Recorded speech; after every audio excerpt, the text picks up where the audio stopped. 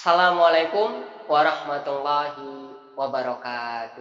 Waalaikumsalam warahmatullahi wabarakatuh. Alhamdulillahirabbil alamin. Allahumma sholli wa sallim ala Muhammadin wa ala alihi wa sahbihi ajmain. Amma ba'd. Anak-anak semua yang sangat saya cintai, puji syukur alhamdulillah kesempatan pagi hari kali ini di hari Kamis tanggal 16 Juli 2030 kita bersama dapat bertemu kembali dalam rangkaian kegiatan MPLS untuk khusus 2 hari ke depan, yaitu hari ini hari Kamis tanggal 16 Juli 2020 dan juga besok hari Jumat tanggal 17 Juli 2020 kita akan mengadakan kegiatan rangkaian Baitul Arqam. Insya Allah di hari Senin yang lalu kita sudah melaksanakan pembukaan dari mulai MPLS. Kemudian nanti pada hari ini kita akan melakukan rangkaian kegiatan Baitul Arqam SMK Muhammadiyah 4 Yogyakarta. Anak-anak semua kelas 10 yang sangat saya cintai, kesempatan hari ini kita akan mengenal tentang Muhammadiyah. Tentu anak-anak dari kelas 10 yang masuk di sekolah kita SMK Muhammadiyah 4 Yogyakarta pada tahun ini bisa jadi berasal dari sekolah TK, SD, SMP, ataupun yang tidak Muhammadiyah atau bukan dari berasal Muhammadiyah. Maka setelah masuk di SMK Muhammadiyah 4 Yogyakarta kali ini, kita dalam kegiatan rangkaian Baitul Arqam akan mengadakan salah satu kegiatan yaitu pengenalan Muhammadiyah kepada anak-anak semua kelas 10. Alhamdulillah sekali pada kesempatan kali ini sudah bersama dengan kita yaitu Ustadz Ahmad Akhid Udayana SKM MPH yang beliau adalah salah satu dosen dari Universitas Ahmad Dahlan Yogyakarta dan juga kebetulan beliau saat ini adalah sebagai Ketua Majelis Pendidikan Kader Pimpinan Daerah Kota Yogyakarta. Tentu menurut kami adalah beliau sudah kompeten dan paham sekali dan nanti insya Allah akan menyampaikan secara baik dan detail dan juga secara mendalam tentang apa itu Muhammadiyah dan lain sebagainya. Sekarang kita sapa beliau yaitu Ustadz Akhid Udayana SKM MPH. Selamat pagi Ustadz. Selamat pagi Mbak. Alhamdulillah nanti beliau ini adalah yang akan mengantarkan kita dan juga anak-anak semua kelas 10 mengenal yaitu apa yang namanya Muhammadiyah dan lain sebagainya. Insya Allah kita akan bersama dengan Bapak Ustadz Akhid itu adalah sekitar 30 menit atau nanti sampai 45 menit nanti menyesuaikan waktu yang ada dan juga materi yang disampaikan. Baik, tidak panjang lebar saya menyampaikan hal-hal tentang pengantar kali ini. Maka untuk selanjutnya, waktu selanjutnya kami persilahkan kepada Ustadz Akhid Udayana. Kami persilahkan Bapak Ustadz. Terima kasih. Bismillahirrahmanirrahim. Assalamualaikum warahmatullahi wabarakatuh. Waalaikumsalam warahmatullahi wabarakatuh. Alhamdulillahilladzi arsala rasulahu bil huda wad dinil haq liyudhhirahu. Asyhadu an la ilaha illallah wahdahu la syarikalah wa asyhadu anna Muhammadan abduhu wa rasuluh la nabiyya ba'da amma ba'd. Yang saya hormati Bapak Ibu Guru SMK Muhammadiyah 4 Yogyakarta, adik-adik siswa-siswi SMK Muhammadiyah 4 Yogyakarta yang saya banggakan. Alhamdulillah pada kesempatan kali ini kita bisa berjumpa untuk sama-sama memperdalam ilmu, untuk sama-sama berfastabiqul khairat, berlomba-lomba dalam kebaikan di dalam mencerdaskan kehidupan bangsa, tentunya melalui kegiatan-kegiatan pendidikan. Alhamdulillah pada kesempatan hari ini saya diminta untuk mengisi topik tentang berkaitan dengan kemuhammadiyahan dengan harapan adik-adik siswa-siswi SMK Muhammadiyah 4 Yogyakarta nantinya bisa mengenal Muhammadiyah menjadi lebih baik lagi dibandingkan sebelum-sebelumnya. seperti tadi sebelumnya disampaikan oleh Ustadz moderator bahwa bisa saja di antara adik-adik siswa-siswi ini bukan berasal dari keluarga Muhammadiyah, atau sebelumnya belum pernah atau belum mengenal Muhammadiyah sama sekali. Yang berasal dari keluarga Muhammadiyah atau pernah sekolah di sekolah Muhammadiyah tentu sudah tahu apa itu Muhammadiyah. Akan tetapi bisa saja pengetahuan itu belum sebaik yang diketahui saat ini. Tentunya dengan mengikuti kegiatan ini harapannya adik-adik sekalian bisa nantinya lebih mengenal Muhammadiyah menjadi lebih baik lagi. Muhammadiyah didirikan oleh Kiai Haji Ahmad Dahlan di Kauman Yogyakarta, ya, tepatnya pada tanggal 8 Dzulhijjah 1330 Hijriah. Jadi kalau kita menurut kalender Hijriah, nanti sebentar lagi Muhammadiyah akan melaksanakan miladnya. Kemudian kalau kita lihat kalender Masehi, tepatnya di bulan November tahun 1912. Jadi usia Muhammadiyah saat ini sudah lebih dari 100 tahun. Ya, tepatnya kurang lebih 108 tahun. Nah, usia yang sangat tua ini menjadikan Muhammadiyah salah satu organisasi masyarakat terbesar di dunia yang sampai saat ini masih eksis gerakannya, yaitu gerakan amal ma'ruf nahi mungkar maupun gerakan-gerakan dakwah yang lainnya. Nah, kalau adik-adik pernah melihat atau menonton film Sang Pencerah, sebenarnya di film tersebut juga sudah disampaikan secara singkat bagaimana perjuangan Kiai Haji Ahmad Dahlan pada waktu itu di dalam mendirikan Muhammadiyah.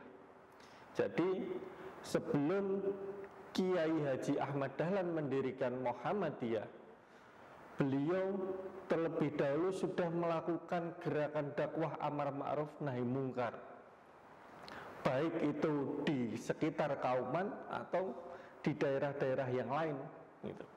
Nah, salah satu yang paling fenomenal yaitu diantaranya pada saat itu Kiai Haji Ahmad Dahlan mendirikan sekolah yang dikenal dengan nama Quick School. Nah, sekolah itu didirikan oleh Kiai Haji Ahmad Dahlan dengan tujuan untuk mendidik putra-putri bangsa Indonesia, khususnya pada saat itu di sekitar Kauman, agar menjadi putra-putri yang cerdas, yang berpendidikan pada saat itu. Nah, kemudian di bidang dakwah pada saat itu Kiai Haji Ahmad Dahlan merubah arah kiblat Masjid Gede Kauman yang tadinya lurus ke barat diubah agak serong ke kanan menyesuaikan dengan derajat kiblat yang ada di Ka'bah di Mekah sana. Nah, inilah salah satu dakwah yang dilakukan oleh Kiai Haji Ahmad Dahlan di awal-awal beliau berdakwah. Nah, kemudian dakwah itu terus berkembang, kemudian terus berlanjut. Akhirnya ada timbul keinginan untuk mendirikan sebuah organisasi dengan harapan dengan adanya organisasi ini gerakan dakwah, gerakan pencerahan itu bisa semakin meluas sehingga masyarakat semakin tercerahkan. Maka kemudian muncullah nama Muhammadiyah yang diusulkan oleh salah satu muridnya itu, dengan arti Muhammadiyah itu adalah pengikut Nabi Muhammad Sallallahu Alaihi Wasallam. Nah, apa kemudian dasar dari organisasi Muhammadiyah ini? Berada di dalam surat Al-Imran ayat 104. A'udzubillahi minasyaitonirrajim. Bismillahirrahmanirrahim. Wal takum minkum ummatu yad'una ilal khairi wa ya'muruna bil ma'ruf wa yanhauna 'anil munkar. Nah, dasar inilah yang kemudian dipakai oleh Kiai Haji Ahmad Dahlan untuk bagaimana kita beramar ma'ruf nahi mungkar, ya, berlomba-lomba untuk berbuat kebaikan, karena melihat kondisi pada saat itu warga masyarakat di sekitaran Yogyakarta, sekitaran Kauman masih banyak yang menganut penyakit TBC. TBC itu bukan penyakit kesehatan tapi tahayul, bid'ah, dan khurafat. Kenapa bisa menganut itu? Karena memang pada masa itu pendidikan masyarakat kita masih sangat rendah, sehingga masih banyak yang kemudian menganut budaya-budaya non-Islam, ya, kemudian berkeyakinan lain padahal dia sendiri adalah umat Islam. Nah, atas dasar surat Al-Imran ayat 104 inilah kemudian Kiai Haji Ahmad Dahlan mendirikan organisasi Muhammadiyah. Nah, apa kemudian visi dari organisasi Muhammadiyah atau dari gerakan Muhammadiyah ini sendiri, yaitu untuk mewujudkan masyarakat Islam yang sebenar-benarnya agar terciptanya negeri yang baldatun thayyibatun warabun ghafur, yang bersumber, yang berdasar pada Al-Quran dan As-Sunnah. Nah, jadi setiap kegiatan, setiap gerakan yang dilakukan oleh Muhammadiyah itu bertujuan untuk menciptakan masyarakat Islam yang sebenar-benarnya. Kenapa masyarakat Islam yang sebenar-benarnya? Karena dulu bahkan sampai saat ini banyak umat Islam di antara kita belum memahami bagaimana sih itu Islam yang sebenarnya, yang sesuai dengan Al-Quran dan As-Sunnah. Sehingga setiap kegiatan, gerakan yang dilakukan oleh Muhammadiyah pasti merujuknya pada Al-Quran dan As-Sunnah. Kalau tidak ada di Quran, kalau tidak ada di dalam hadis Nabi, ya itu tidak akan dilakukan oleh Muhammadiyah. Nah, ini perjuangan yang sangat berat bahkan pada saat itu, sehingga banyak sekali pertentangan-pertentangan atau banyak sekali cobaan-cobaan yang dihadapi oleh Kiai Haji Ahmad Dahlan pada saat itu. Bahkan Kiai Haji Ahmad Dahlan diteriaki menjadi seorang kiai kafir, ya, pelanggar yang beliau bangun untuk mendidik murid-muridnya kemudian dirusak, ya, dibakar dan seterusnya, yang pada saat itu sedikit membawa kekecewaan. Hampir saja kemudian Kiai Haji Ahmad Dahlan putus asa, tetapi karena diberikan motivasi oleh keluarga, ya, kemudian oleh murid-muridnya, maka dakwah amar ma'ruf nahi munkar ini terus dilakukan. Nah, kemudian terus berkembang, ya, Muhammadiyah terus mengalami perkembangan yang begitu luar biasa. Kiai Haji Ahmad Dahlan kemudian mengajarkan murid-muridnya dengan berbagai hal, ya. Kemudian ada yang kita dinamakan dengan teologi Al-Ma'un, ada yang kemudian dinamakan dengan teologi Al-Asr.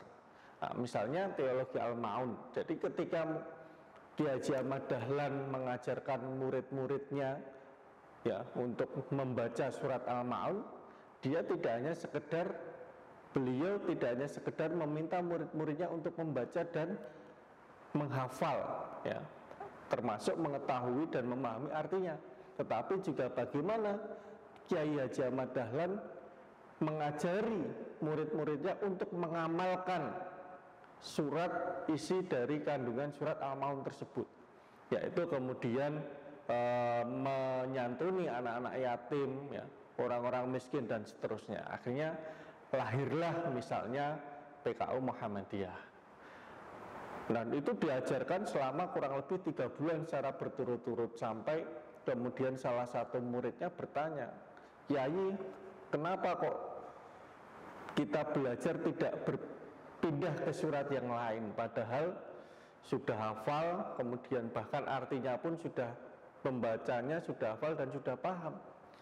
Tapi kemudian Kiai Haji Ahmad Dahlan bertanya, apakah kalian sudah mengamalkannya? Nah, sehingga yang disampaikan, yang diajarkan oleh Kiai Haji Ahmad Dahlan ini tidak hanya sebatas bagaimana kita tahu, ya, tapi bagaimana kita melakukan itu. Nah, begitu juga dengan ketika Kiai Haji Ahmad Dahlan mengajarkan ke pengajian ibu-ibu. Nah, dia itu mengajarkan apa? Tafsir surat Al-Ashr gitu. Nah, ini lebih lama. Kalau tadi surat Al-Ma'un itu 3 bulan, surat Al-Ashr ini diajarkan oleh Kiai Haji Ahmad Dahlan itu selama kurang lebih 7 bulan gitu. Nah, kenapa? Karena Kiai Haji Ahmad Dahlan menginginkan bahwa ini tidak hanya sekedar dibaca, dihafal, dan dipahami, tetapi bagaimana mengamalkan. Nah, isi kandungan surat Al-Ashr itu sangat luas sekali ya. Wal 'ashr innal insana lafi khusr illal ladzina amanu wa 'amilus sholihati wa tawassaw bil haqq wa tawassaw bis sabr. Demi masa, berarti ini berkaitan dengan masa depan. Bahwa kita sebagai umat manusia harus paham bagaimana masa depan, termasuk Muhammadiyah ke depan itu seperti apa. Nah, kemudian lahirlah banyak amal usaha Muhammadiyah, salah satunya sekolah. Nah, ini juga bagian dari ikhtiar untuk bagaimana Muhammadiyah berkontribusi di dalam mencerdaskan kehidupan bangsa jauh ke depan. Itu sehingga termasuk adik-adik sekalian ya, yang kemudian sekolah di sini, itu bagian bagaimana adik-adik ke depan ini akan dididik menjadi kader-kader bangsa, menjadi kader-kader Muhammadiyah yang cerdas, yang bisa membantu Muhammadiyah, yang bisa membantu bangsa dan negara untuk menjadi negara yang baldatun thayyibatun wa rabbun ghafur gitu. Sehingga sekolah di SMK Muhammadiyah 4 ini mendirikan jurusan yang sangat bagus sekali gitu. Karena apa? Berpikir ke depan gitu. Nah, inilah yang kemudian dilakukan oleh Muhammadiyah di dalam gerakannya. Nah, di dalam surat Al-Ashr itu ada beberapa makna. Kenapa kok kemudian Kiai Haji Ahmad Dahlan mengajarkan surat Al-Ashr itu? Harapannya dengan kita memahami surat Al-Ashr ini, kita menjadi lebih disiplin ya. Nah, termasuk adik-adik ketika besok sekolah di sini ya, sudah mulai masuk ya, akan dididik menjadi siswa-siswa yang disiplin waktu, mampu menghargai waktu. Karena apa? Kalau kita tidak mampu menghargai waktu, maka kita termasuk golongan orang-orang yang merugi ya. Padahal yang namanya waktu itu terus berjalan. Kalau kita hanya diam saja, menunggu tanpa kemudian kita memiliki inisiatif, itu kita tidak kreatif, maka kita tidak akan menjadi umat yang cerdas. Nah, sehingga ketika adik-adik sekolah di SMK Muhammadiyah 4 ini nanti akan dididik untuk menjadi siswa yang disiplin, menghargai waktu. Sehingga di sisi lain ya, selain menghargai waktu, disiplin, tapi juga dituntut atau dididik untuk bagaimana mampu mengembangkan kemampuannya menjadi orang-orang yang inovatif ya, menjadi orang-orang yang cerdas. Nah, inilah kemudian yang dilakukan oleh Muhammadiyah. Sehingga Muhammadiyah saat ini yang berumur lebih dari 100 tahun ini memiliki banyak amal usaha, mulai dari sekolah ya. Sekolah bahkan memiliki ribuan sekolah dari Sabang sampai Merauke. Kalau dijumlahkan, sekolah di Muhammadiyah itu bisa saja lebih banyak dari sekolah yang dimiliki oleh pemerintah kita saat ini gitu. Nah, inilah kontribusi Muhammadiyah di bidang pendidikan. Kemudian di bidang kesehatan, Muhammadiyah juga memiliki kontribusi di bidang kesehatan ya, salah satunya dengan adanya rumah sakit ya. Rumah sakit Muhammadiyah itu juga cukup banyak dari Sabang sampai Merauke. Yang lebih kita kenal dengan rumah sakit PKU Muhammadiyah ya. Nah, ini bagian dari kontribusi Muhammadiyah di bidang kesehatan, bagaimana ikut membantu pemerintah di dalam meningkatkan derajat sehat masyarakat. Indonesia ya. Apalagi di tengah kondisi saat ini misalnya pandemi COVID ini, Muhammadiyah di bidang kesehatan juga sangat berkontribusi, bahkan diakui oleh dunia. Itu hasil dari salah satu survei yang dilakukan oleh salah satu lembaga.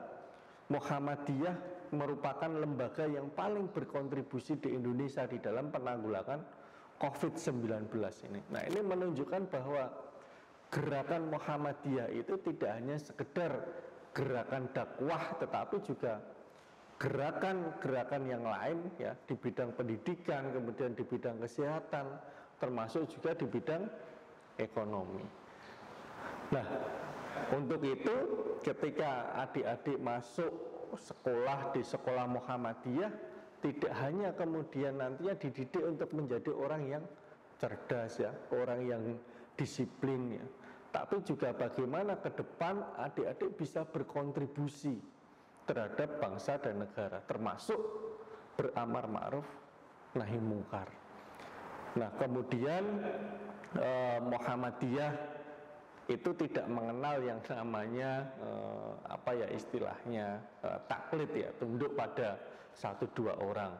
Sistem kepemimpinan di Muhammadiyah itu kolektif kolegial. Jadi setiap keputusan itu diputuskan secara bersama-sama.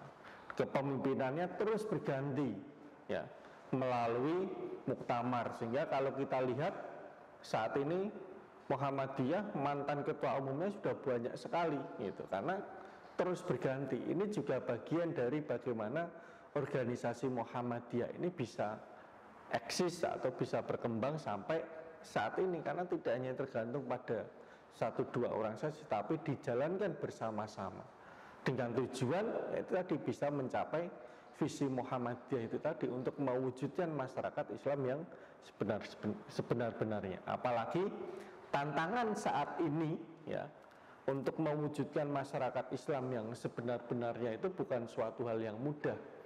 Apalagi adik-adik yang merupakan generasi Z ya, generasi setelah generasi milenial, di mana semua serba teknologi ya.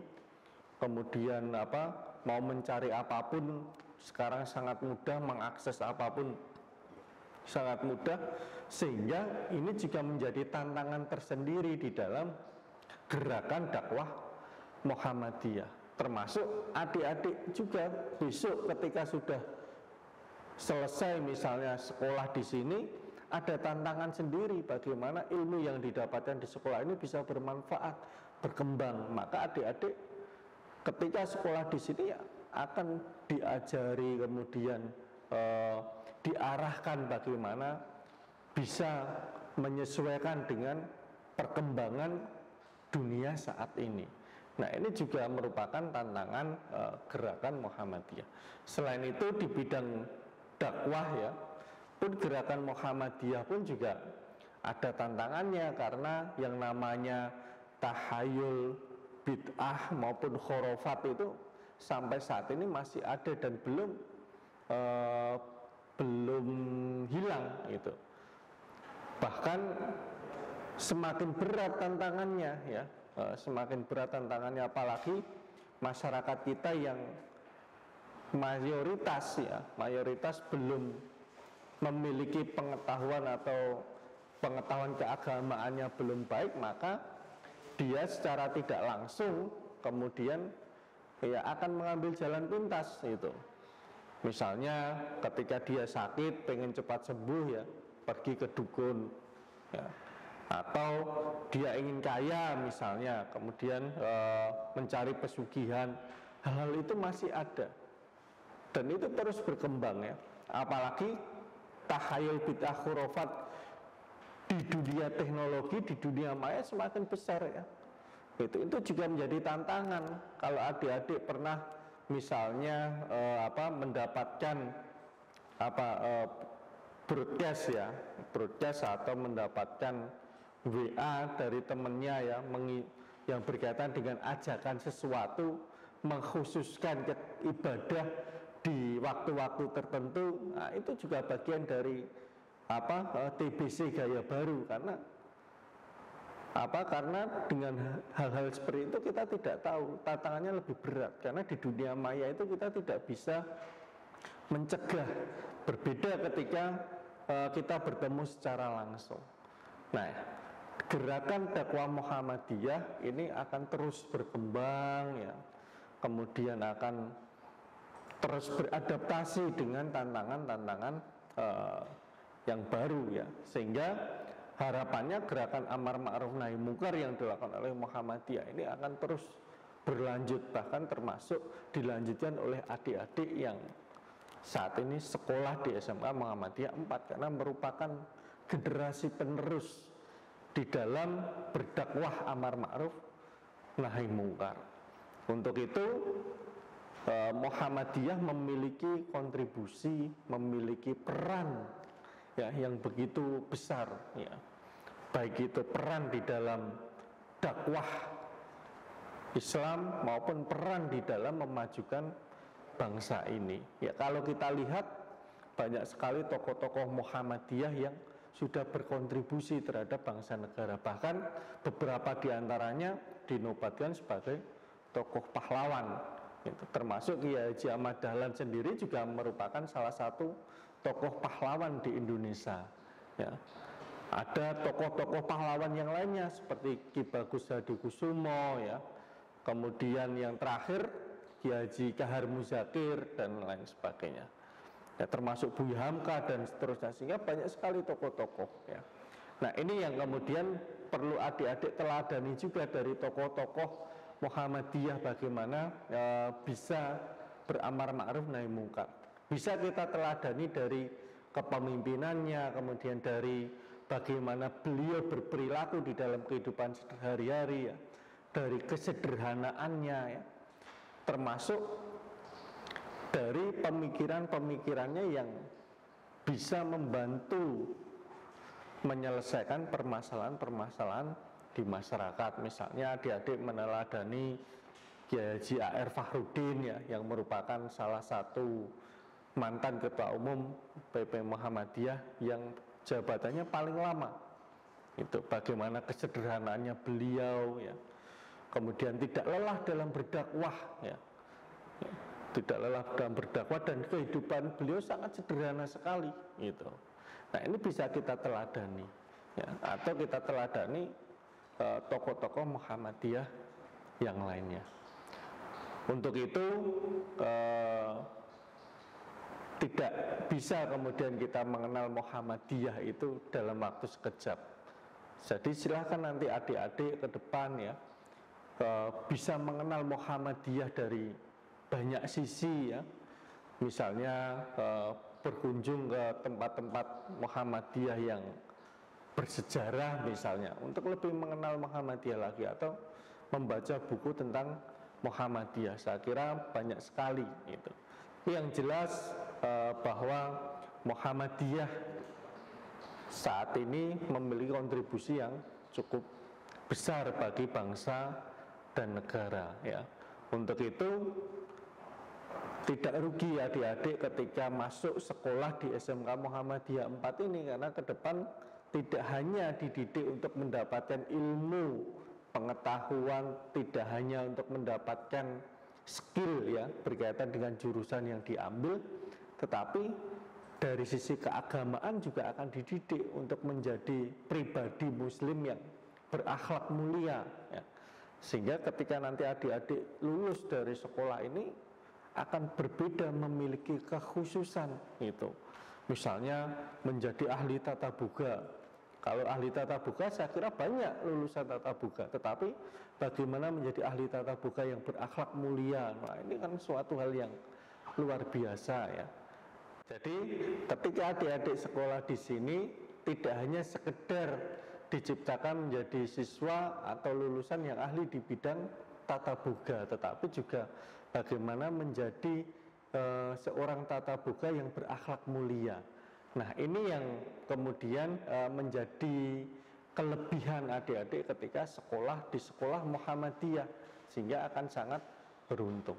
Nah, untuk kemudian mencapai, mewujudkan hal itu, harapan saya nantinya ketika adik-adik sudah mulai aktif ya secara offline di sekolah, bisa ikut aktif di kegiatan organisasi otonom Muhammadiyah. Jadi Muhammadiyah itu memiliki organisasi otonom. Organisasi otonom itu organisasi yang berada di dalam Muhammadiyah, dia diberikan kewenangan untuk menjalankan kegiatannya sendiri-sendiri. Tapi tentunya tetap masih dalam lingkup pengawasan Muhammadiyah.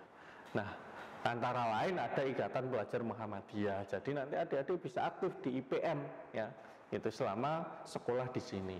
Kemudian Tapak Suci Putra Muhammadiyah ya. Jadi bisa menjadi ahli tata boga yang ahli di bidang bela diri. Wah, ini kan luar biasa gitu. Kemudian ada Hizbul Waton ya, gerakan kepanduannya Muhammadiyah. Kemudian ada Nasyiatul Aisyah, ada Pemuda Muhammadiyah. Bahkan mungkin ke depan kalau di sekolah ini misalnya bisa membuat kegiatan berkaitan dengan Pemuda Muhammadiyah, misalnya ada siswa yang diikutkan menjadi anggota Kokam, itu suatu hal yang luar biasa ya. Kemudian ada Ikatan Mahasiswa Muhammadiyah, kemudian ada Aisyah dan Muhammadiyah itu sendiri. Nah adik-adik silahkan nanti aktif di organisasi otonom tersebut untuk menimba diri ya, karena di dalam organisasi ini, di organisasi otonom ini, selain adik-adik bisa mengembangkan minat bakatnya masing-masing, juga tentunya bisa berdakwah amar ma'ruf nahi mungkar sesuai dengan wilayahnya masing-masing ya. Nah dengan begitu adik-adik bisa menjadi siswa Muhammadiyah, siswa sekolah Muhammadiyah yang betul-betul memiliki jiwa ya, betul-betul memiliki niatan lillahi ta'ala untuk tidak hanya sekedar menjadi siswa atau lulusan yang kompeten di bidangnya masing-masing, tetapi bagaimana juga ikut berkontribusi di dalam amar ma'ruf nahi mungkar, termasuk juga ikut berkontribusi di dalam mewujudkan visi Muhammadiyah, yaitu mewujudkan masyarakat Islam yang sebenar-benarnya untuk terwujudnya negeri yang baldatun thayyibatun warabun ghafur berdasarkan Al-Quran dan As-Sunnah. Saya kira itu yang bisa saya sampaikan. Mohon maaf apabila ada kekurangan.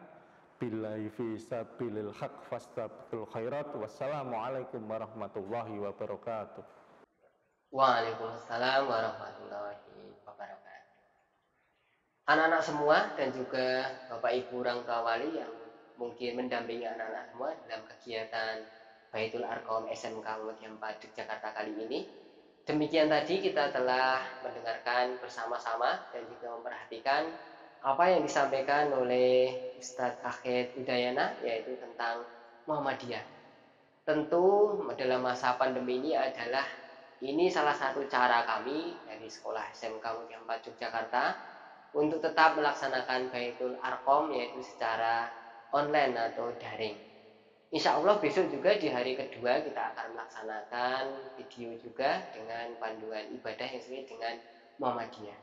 Sekali lagi tentunya terima kasih pada anak-anak semua kelas 10 yang telah menonton, memperhatikan, dan juga harapan kami mencatat kemudian nanti arahan dari yang di awal hari, yaitu di hari Senin oleh panitia MPLS atau Baitul Arqam telah disampaikan, nanti bisa disampaikan juga kepada sekolah.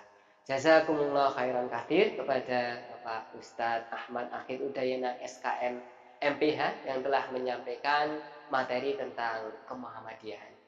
Dari saya tentu Bapak Agus selaku guru dan juga panitia MPLS dan juga Baitul Arqam SMK Muhammadiyah 4 Yogyakarta menyampaikan demikian yang dapat saya sampaikan. Kurang lebihnya mohon maaf. Saya akhiri. Wassalamualaikum warahmatullahi wabarakatuh.